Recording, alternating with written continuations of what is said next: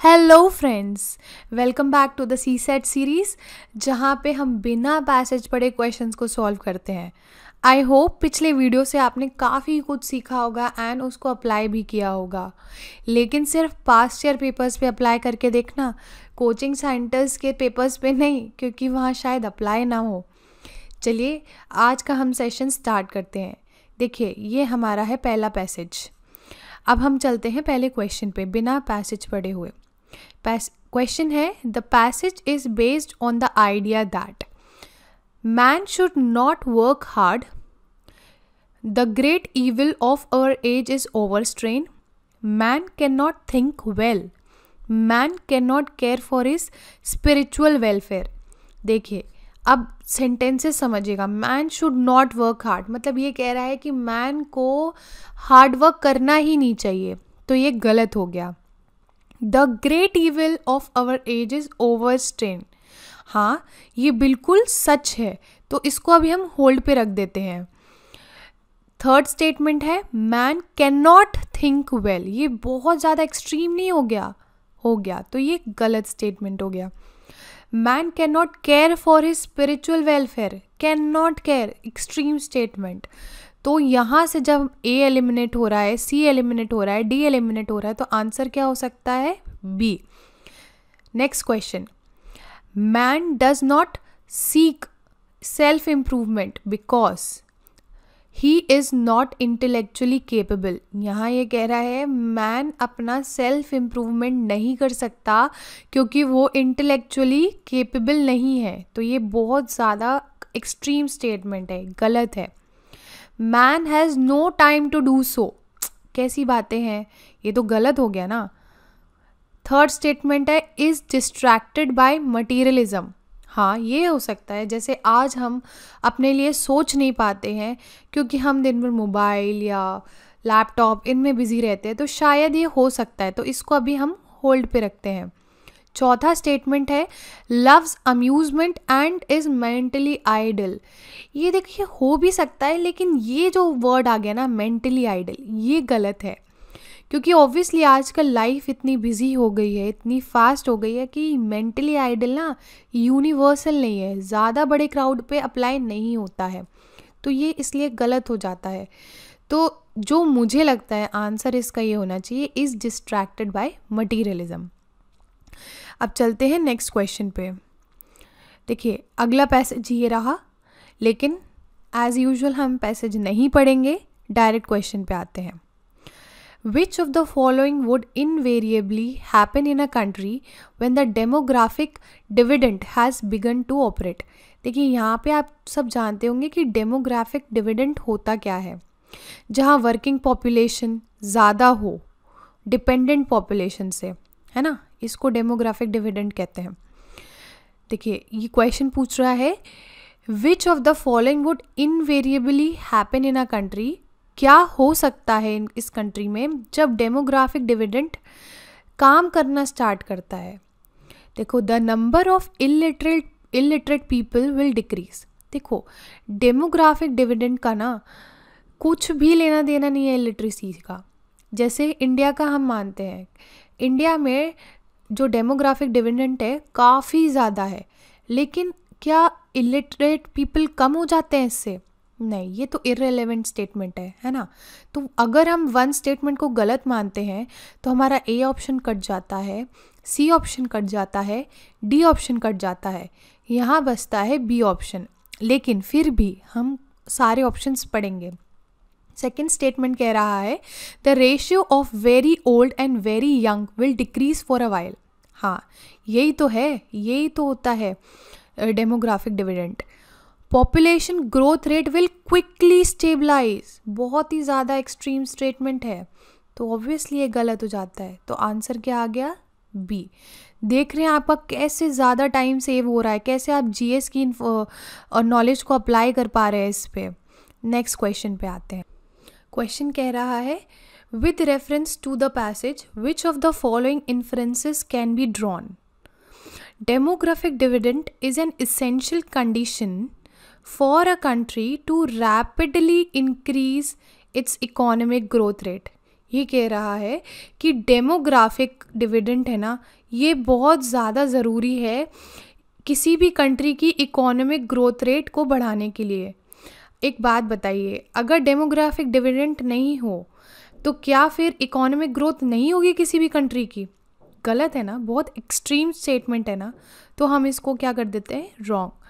Promotion of higher education is an essential condition for a country for its rapid economic growth. फिर वही बात, अगर देखिए education तो वैसे भी ज़रूरी है इकोनॉमिक ग्रोथ के लिए, लेकिन क्या सिर्फ हायर एजुकेशन का प्रमोशन ही रैपिड इंक्रीज़ करवाएगा इकोनॉमिक ग्रोथ के लिए?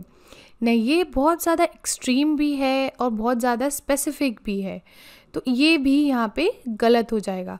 तो यहाँ पे मेरे हिसाब से आंसर क्या होना चाहिए, डी। चलिए नेक्स्ट क्वेश्चन। ये देखिए फिर से पैसेज आ गया, लेकिन हम यहाँ पे पैसेज को नहीं पढ़ेंगे, डायरेक्ट हम यहाँ पे आएंगे क्वेश्चन पे। क्वेश्चन कह रहा है विच of the following statements best reflects the underlying tone of the passage. देखिए आपने पैसेज तो पढ़ा नहीं, तो आप कैसे बता सकते हैं? ज़रूर बता सकते हैं अपनी जीएस की नॉलेज से। Only an educated population can best make use of the benefits of economic progress. देखिए यहाँ पे ना ओनली, देखिए एकदम से ना इसको रॉन्ग मत कर देना, पहले उस स्टेटमेंट को समझते हैं कि क्या कह रहा है। वो ये बोल रहा है कि सिर्फ और सिर्फ एजुकेटेड पॉपुलेशन जो है ना, वो इकोनॉमिक प्रोग्रेस के बेनिफिट्स उठा सकती है। आप अपने एग्जाम्पल से देख सकते हैं, अपनी लाइफ की एग्जाम्पल से, कि एजुकेशन को इतना प्रमोट किया जाता है। क्यों? इससे इकोनॉमिक प्रोग्रेस होती है, बेनिफिट्स होते हैं, हमें ज़्यादा नॉलेज होती है कि बैंकिंग सिस्टम क्या होता है, या कुछ भी अपने बेनिफिट्स के बारे में हमें पता चलता है। तो हाँ, ये हो सकता है, इसको होल्ड पे रखते हैं। All economic development should be aimed at the creation of leisure. ये कितना ज़्यादा एक्सट्रीम स्टेटमेंट है। सारे इकोनॉमिक डेवलपमेंट जो है ना, वो लीजर को क्रिएट करे, ये तो बहुत ज़्यादा गलत हो गया। An increase in the educated population of a country leads to an increase in the happiness of the people. अब ये बात बताइए, भूटान जो है वो हैप्पीस्ट कंट्री आती है ना, वो हैप्पीनेस इंडेक्स में। तो क्या हम ऐसा मान सकते हैं कि उधर पे जितने भी लोग हैं सारे एजुकेटेड है? नहीं ना, ये स्टेटमेंट गलत हो जाती है ना, तो ये गलत हो गई। Use of machines should be encouraged in order to create a large leisured population। ये भी कितना ज़्यादा एक्सट्रीम और irrelevant स्टेटमेंट है, तो इसको ये गलत हो जाता है। तो हमारा आंसर क्या आ जाएगा, ए। समझ में आया? बस ये है कि आप ना लॉजिकली स्टेटमेंट्स को समझिए, तो जीएस की ही नॉलेज से आप सॉल्व कर पाएंगे इसको। इसमें आपका टाइम काफ़ी सेव होगा और ज़्यादा से ज़्यादा क्वेश्चंस आप अचीव कर पाएंगे। अब चलते हैं नेक्स्ट पैसेज पे। अब इधर भी हम नहीं पढ़ेंगे क्वेश्चन को। देखिए आने वाले कुछ क्वेश्चंस का जहाँ जहाँ हमें पैसेज पढ़ना पड़ेगा वो मैं बता दूंगी, आपको खुद भी समझ आ जाएगा। जब आप स्टेटमेंट्स पढ़ेंगे ना, कंफ्यूज होंगे तो आपको लगेगा कि नहीं यार इधर पढ़ लेना चाहिए। बाकी तो ये सारे जीएस की नॉलेज से सॉल्व हो जाएंगे। क्वेश्चन है with reference to the passage which of the following statement is correct. It is not possible for adults to feel thrilled by present. ये कितना मतलब वन साइडेड स्टेटमेंट है, मेरे हिसाब से गलत है। There can be more than one reason why adults feel less thrilled by present. हाँ, ये कहीं ना कहीं आपको नहीं लग रहा कि हाँ ऐसा हो सकता है? एक ही रीज़न बहुत स्पेसिफिक होता है, लेकिन हाँ बहुत सारे रीजंस हो सकते हैं कि क्यों एडल्ट्स है ना प्रेजेंट से थ्रिल्ड नहीं होते। चलो इसको होल्ड पे रखते हैं। The author does not know why adults feel less thrilled by the presents. ये तो मतलब इररेलेवेंट है। अगर ये स्टेटमेंट आ रहा है इसके बारे में, एडल्ट्स के थ्रिल के बारे में, तो ऑब्वियसली ऑथर ने कुछ ना कुछ बताया ही होगा, तो इररेलेवेंस की वजह से ये गलत होगा। Adults have less capacity to feel the joy of loving or being loved। कितना ही खराब और कितना ही irrelevant statement है, तो ये गलत हो जाता है। तो हमारे पास क्या बचता है, ऑप्शन बी। तो यहाँ पे करेक्ट क्या होगा, option B. Next question, the author of the passage is against worrying too much about the past and future. ये तो नॉर्मली हम भी जानते हैं कि हाँ, कि हमें ज़्यादा ना पास्ट और फ्यूचर में नहीं जीना चाहिए, हमें प्रेजेंट की सोचना चाहिए।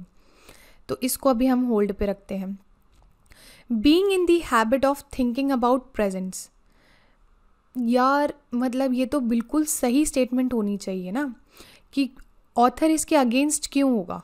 मतलब ये तो अच्छी चीज़ है, अपने प्रेजेंट के बारे में सोचोगे, अपने मतलब पास्ट और फ्यूचर के बारे में नहीं सोचोगे तो अच्छा रहेगा। Not being thrilled by new things, नहीं ये तो हो ही नहीं सकता, इररेलेवेंट है। Giving and receiving joy only partially, ये तो और इररेलेवेंट हो गया। तो यहाँ पे क्या कह रहा है, the author of the passage is against what, against worrying too much about the past and future. देख रहे हैं कैसे बिना पैसेज पढ़े सारे क्वेश्चंस को सॉल्व कर पा रहे हैं। नेक्स्ट पैसेज, ये भी पैसेज है, इसको भी हम क्वेश्चन नहीं पढ़ेंगे, क्वेश्चन पे आते हैं direct. Which one of the following is implied by the passage. Most of the people do not accumulate money for their needs. क्या ऐसा हो सकता है कि बहुत ज़्यादातर लोग अक्यूमुलेट मनी नहीं करते हैं अपनी नीड्स के लिए? ये बहुत एक्सट्रीम हो गया है ना, ये यहाँ पे गलत हो जाता है। Second statement, most of the people never fail to accumulate money for their needs. ये कह रहा है ज़्यादातर लोग ना फेल नहीं हो पा, never fail to accumulate money for their needs, ये भी बहुत ज़्यादा एक्सट्रीम हो गया। There are people who fail to accumulate money for their needs, ये थोड़ा न्यूट्रल सा स्टेटमेंट है कि हाँ कुछ लोग ऐसे होते हैं जो फेल कर जाते हैं मनी को अक्यूमुलेट करने के लिए अपनी नीड्स के लिए, है ना, तो इसको होल्ड पे रखते हैं। फोर्थ स्टेटमेंट है, there is no need to accumulate money. ले, ये तो इररेलेवेंट हो गया है ना। तो अब हमारा आंसर क्या हो जाता है, सी। चलिए नेक्स्ट क्वेश्चन पे चलते हैं। नेक्स्ट क्वेश्चन है, what is the main idea of the passage. People should not be influenced by the opinions of other. ये तो मतलब बहुत ही सही स्टेटमेंट नहीं लग रही है कि हमें दूसरों के ओपिनियन से इन्फ्लुएंस नहीं होना चाहिए, हमें अपना भी दिमाग लगाना चाहिए। सेकेंड स्टेटमेंट है, people should accumulate as much money as they can. यार ये तो बहुत ही ज़्यादा गलत है, ये तो करप्शन को लीड कर जाएगा, है ना। तो ये एक्सट्रीम स्टेटमेंट की वजह से हम इसको यहाँ गलत कर देते हैं। पीपल शुड नीदर गिव और नॉर एक्सेप्ट द ओपिनियन, ये भी बहुत ज़्यादा एक्सट्रीम हो गया, तो ये गलत हो गया। People will succeed in any undertaking if they do not accept any opinion at all, ये भी बहुत ज़्यादा एक्सट्रीम हो गया। तो यहाँ पे आंसर क्या बनता है, ए। चलिए नेक्स्ट पैसेज की बात करते हैं। यहाँ पे भी अब हम पैसेज नहीं पढ़ेंगे, डायरेक्ट क्वेश्चन पे आते हैं। According to the author, not many research results can be of value to an intelligent investigator. फिर से पढ़ती हूँ, ध्यान से देखना। Not many research results can be of value to an intelligent investigator. A research result is always valuable to an intelligent investigator. हमेशा क्या valuable होगी? गलत है ना ये तो। Any research result can be of value to an intelligent investigator. ये बिल्कुल सही हो सकता है। क्यों? एग्जाम्पल के तौर पे आप वो वाला एग्जाम्पल ले सकते हैं, जब एडिसन बल्ब बना रहे थे ना, तो उन्होंने बोला कि मैंने 1000 बार एक्सपेरिमेंट किया, अब मुझे ये पता चल गया कि 999 बार कैसे बल्ब नहीं बन सकता। तो एनी रिसर्च पॉसिबिलिटी की बात कर रहे हैं ना ये। Result can be of value to an intelligent investigator, ये हम होल्ड पे डाल सकते हैं, है ना। A research result must always be of some value to an intelligent investigator, बहुत ज़्यादा एक्सट्रीम हो गया, ये भी गलत हो गया, ये तो गलत है ये। अब पहला statement, not many research result can be of value to an intelligent investigator. देखिए ये भी थोड़ा इररेलेवेंट हो रहा, नॉट मैनी रिसर्च, इसका मतलब क्या होता है, ये भी गलत हो गया। तो आंसर क्या आ गया, सी। मैंने जैसे स्टार्टिंग में आपको रूल्स बताए थे पिछले वीडियो में, तो ये रूल्स ही अप्लाई हो रहे हैं। चलिए नेक्स्ट पैसेज देखते हैं अब हम। यहाँ पे भी हम पैसेज नहीं रीड करेंगे, क्वेश्चन पे आते हैं direct. Which one of the following statements best reflects the message of the author of the passage? We assume that in a democracy, any politician is qualified to administer a state. मतलब हम एक democracy में assume करते हैं कि कोई भी politician qualify होता है वो इस चीज़ के लिए कि वो स्टेट को एडमिनिस्टर कर सके।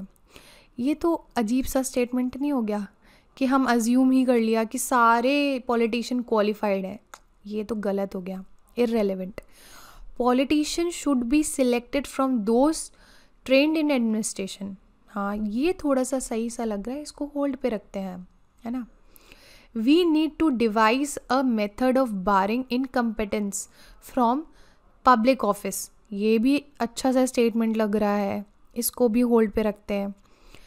As voters select their administrators, the eligibility of politicians to administer a state cannot be questioned. ये भी बहुत ज़्यादा एक्सट्रीम है, तो ये भी गलत हो जाता है। अब देखिए, बी और सी में आप फंस गए हैं। ये दोनों ही एक बहुत पॉजिटिव स्टेटमेंट है, बहुत ज़्यादा मतलब पैसेज की रीडिंग मांगते हैं। तो यहाँ पे अब हमको पैसेज रीडिंग की ज़रूरत पड़ेगी। तो जब हम पैसेज पढ़ेंगे ना तो हमें इसका आंसर आसानी से मिल जाएगा।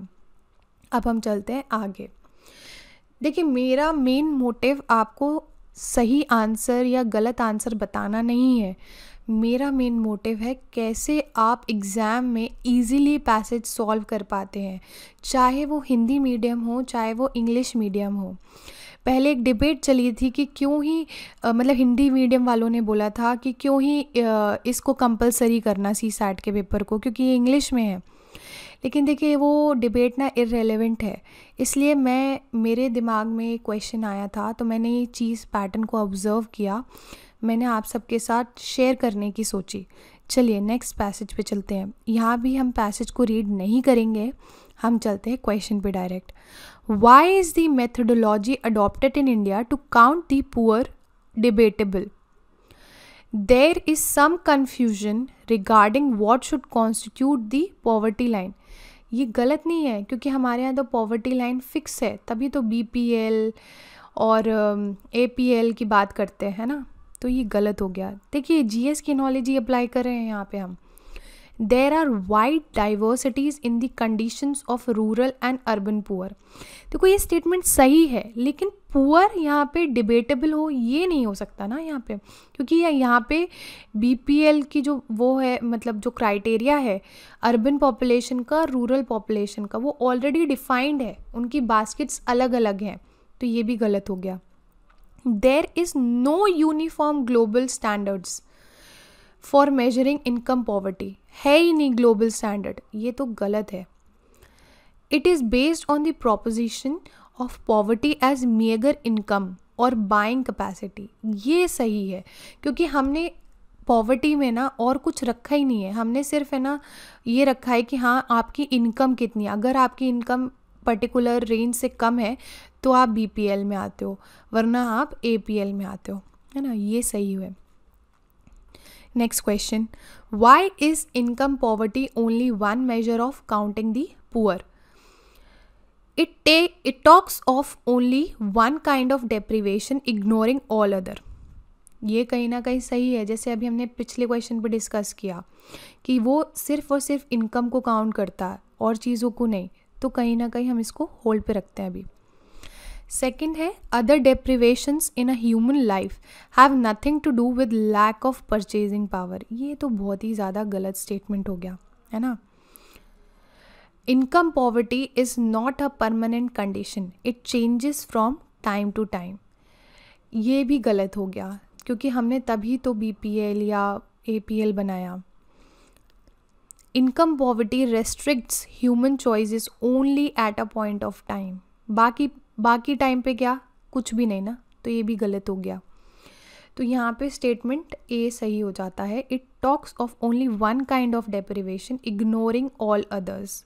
बहुत सारे डेप्रिवेशंस हो सकते हैं, जैसे वर्ल्ड बैंक है वो लर्निंग पॉवर्टी की बात करता है ना। नेक्स्ट क्वेश्चन पे अब हम आते हैं। What does the author mean by poverty of a life? Life की पॉवर्टी क्या है? all deprivations in a human life which stem not only from lack of income but lack of real opportunities. देखिए यहाँ पे आप all ना उस sense में मत लेना, बट इस स्टेटमेंट को समझिए. All deprivations in a human life, वो सारे डेप्रिवेशंस हमारी ज़िंदगी में जो कि आते हैं किसकी वजह से, लैक ऑफ इनकम की वजह से ही नहीं, बाकी भी रियल अपॉर्चुनिटीज़ के लैक की वजह से. तो कहीं ना कहीं ये सही बात है. अगर मान लीजिए मैं रूरल एरिया में रह रही हूँ या कहीं और रह रही हूँ, मुझे इतनी अपॉर्चुनिटी नहीं है, अच्छी फैसिलिटीज़ नहीं है एजुकेशन की, हॉस्पिटल्स की, तो ऑब्वियसली वो कहीं ना कहीं वो डेप्रिवेशन हुआ है ना, वो पॉवर्टी ऑफ लाइफ में काउंट हो गया. तो ये इसको अभी हम होल्ड पे रखते हैं. सेकंड है impoverished state of poor people in rural और अर्बन एरियाज. ये तो गलत हो गया.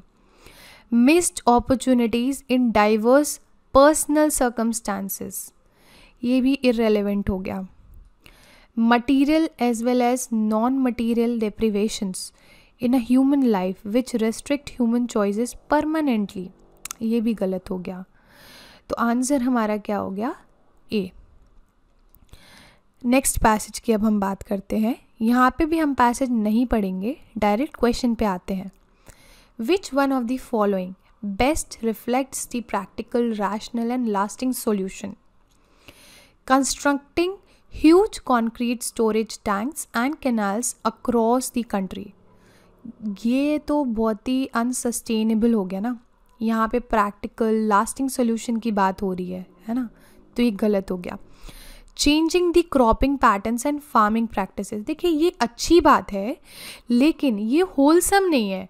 मतलब क्या सिर्फ ऐसे करने से पानी की जो प्रॉब्लम होगी वो क्या सॉल्व हो जाएगी? नहीं, ये वन ऑफ द सॉल्यूशन हो सकता है लेकिन होलसम नहीं है ये, तो ये गलत हो जाता है. Interlinking of reverse across the country, देखिए ये भी बहुत ज़्यादा डिबेटेबल स्टेटमेंट है, तो ये भी नहीं हो सकता. Buffer stocking of water through dams and recharging aquifers, ये बहुत पॉजिटिव एंड फ्यूचरिस्टिक अप्रोच को बताता है, रिचार्जिंग ऑफ एक्विफायर्स, तो ये स्टेटमेंट सही हो सकता है ना. नेक्स्ट पैसेज पे चलते हैं. देखिए ये पैसेज है, हम इसको रीड नहीं करते हैं. अब हम यहाँ आते हैं. With reference to the above passage which of the following statements is are correct? Conventions are the source of rights of man, पहला स्टेटमेंट. सेकेंड है rights of man can be exercised only when there is a social order. देखिए ऐसे questions में ना हमें passage reading की ज़रूरत पड़ती है.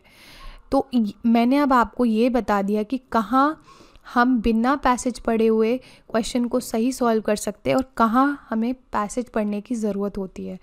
मैंने 25 क्वेश्चन को डिस्कस किया है, जिनमें से करीब 21 क्वेश्चंस हमने बिना पैसेज पढ़े ही सही सॉल्व करे हैं.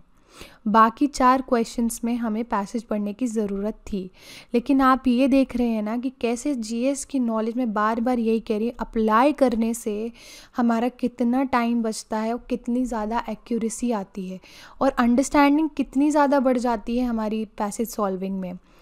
तो आज के सेशन में इतना ही. अब मैं आने वाले सेशन में बाकी पेपर्स भी डिस्कस करूँगी. Thank you friends, thank you very much.